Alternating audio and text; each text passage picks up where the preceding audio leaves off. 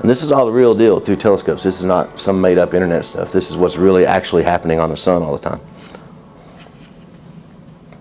Let's go to the next slide. You giving me the hook? I thought you was going to turn on the music like at the Oscars, man, and give me the hook. Now, we watch the sun through these telescopes in different wavelengths of light. Anybody know what a wavelength of light is? It really just means color. Okay, so the sun puts out every color all the time, and we can isolate certain wavelengths and look at it by themselves. So these are all different wavelengths of the same occurrence on the sun. And the reason we study in different wavelengths is so that we can see different features of the same thing. So that's all 4 wavelengths at once. Now you guys have probably seen some of this stuff on the Science Channel or History Channel or on the internet or something and said, hey, that's pretty cool, wow, and then you went on to Facebook or something. But this is what's going on right now on the sun.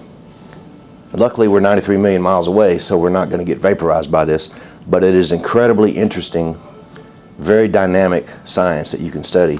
And it 100% controls everything to do with space transportation. So if you want to get involved in aerospace and space transportation, this is what it is. You got to understand what the sun is and what it does. Did anybody watch the Venus transit on Tuesday? Anybody ever even hear about the Venus transit? I heard about it. You heard about it? I missed it, but I heard about You did? Well, Venus passed in between us and the sun on Tuesday at about 6 p.m. local time. And I had some glasses that I gave out, about 10,000 pairs around Atlanta. I'm going to give you some glasses before you leave. And I had people watch it. Yes? Are those diffraction glasses? These are solar viewing glasses. Okay? But they're not diffraction grading. But that's a good question. Is that what you said, diffraction?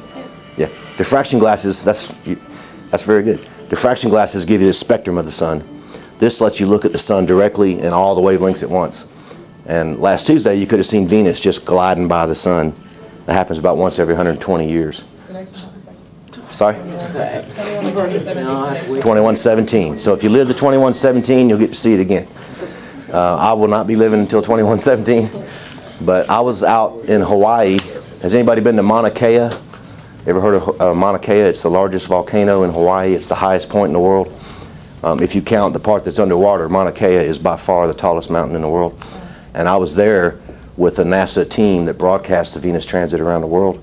So if you had been watching that, you'd been as nerdy as I am, you would have seen me on TV, you know, hey. But we were on top of this volcano broadcasting the Venus transit live. And that was really cool. It was, when I went to Hawaii, I had to pack long johns and parkas because it was so cold. 50-mile-an-hour winds and 25 degrees on top of the mountain. Anybody remember this comet that was in the news that went by the sun? Comet Lovejoy back in December? You guys need to watch the news more, I'm telling you right now. Turn off the Cake Boss and the Real Housewives and turn on the news, okay? This comet went by the sun and it actually survived and went through the sun's atmosphere and came back around this way, Comet Lovejoy. But that's another subject too. I'm trying to stay on aviation, but it's just so many things to tell you. That's a comet. Went through the sun, came back out the other side. That's a big comet to survive going around the sun. This is my little chick magnet that I drive around to the schools.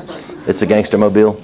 As you can see on the rims here, see the rainbow colors? We talked about diffraction grading or the sun spectrum. That is the sun spectrum right there, and it's on the rims of my van. And I would have that out here today if it were sunny, but you know, it's not sunny. So I drive around to schools twice a week, middle schools, high schools, and colleges, and I've set up the telescopes and teach students your age about the sun, and we look at the sun through the telescopes. And we'll get a chance to do it again sometime. But hopefully by the time you get to college, they'll have a solar telescope there. It's a real new hobby, but it's really catching on. So these glasses you can have, and of course NACA buys the glasses, and the Black Coalition sponsors the program as well. Let's see what else we got here. That's kind of what it looks like. These are young kids. I go to elementary schools every now and then though. But if you've ever been around like a 8-year-old or younger and you try to get them to look through a telescope, you know, I always go through it and I say, hey, close one eye and put the other eye up to the telescope. And if you're 8 years old or under for some reason, nobody here's that young, right?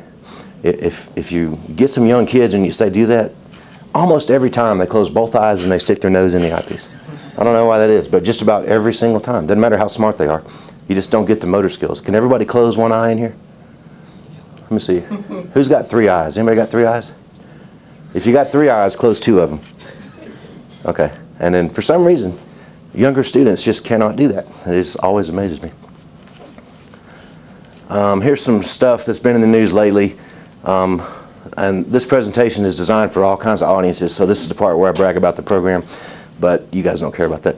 We were in Sky and Telescope and blah, blah, blah. These are pictures taken by students in my program, and I set up the telescopes and cameras and let the students take their own photos of the sun, and then everybody gets excited and you get to be a solar astronomer. There's the van again. I sent a bunch of equipment to India this year. I think that's a movie right there. Yeah. So you think you guys have it rough in school? You should try going to school in southern India. Okay, you have got it made compared to these students. They were using a soccer ball with a piece of mirror taped to it and aiming the reflection at the wall. And that was the way they were studying the sun and doing astronomy.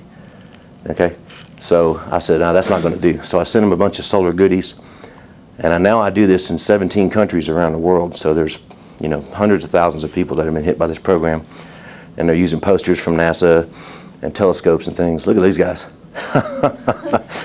When's the last time you saw an ox cart going down your road, you know? Not very often, I would imagine. Anyway, that's what the program does. I was in National Geographic magazine this year. This is a giant wall of plasma that, and that thing was just blowing all over the place like in the movies you saw.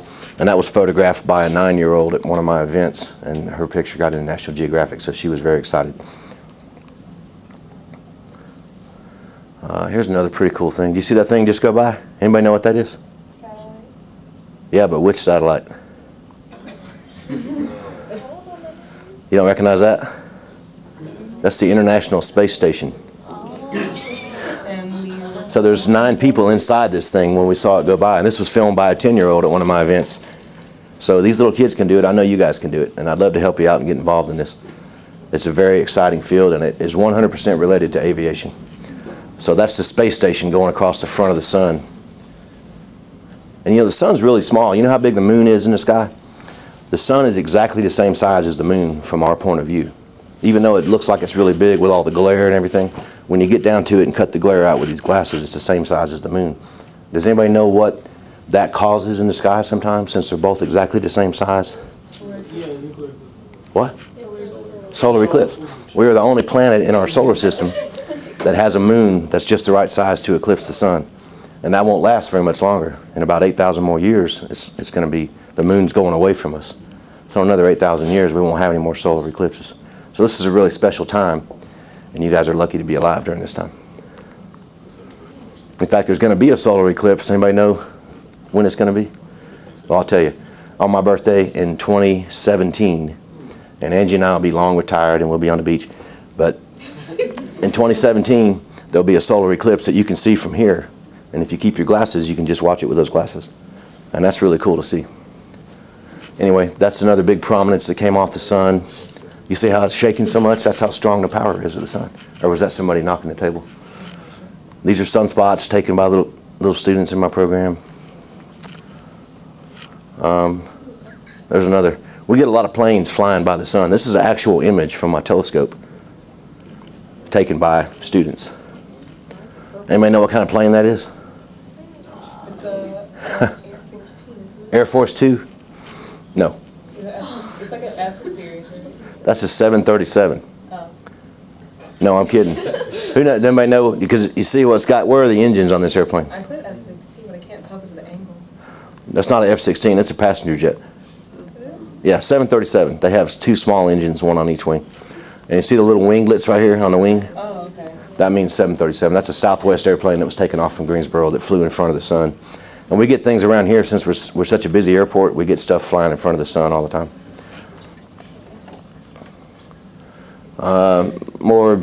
There's my little sun suit I wear. I got that with me if you want to try it on. It's pretty cool. I do a lot of special needs classes. Anybody here have any family members that are in a wheelchair or special needs or mentally handicapped or anything? Well, you guys really are lucky, you know that?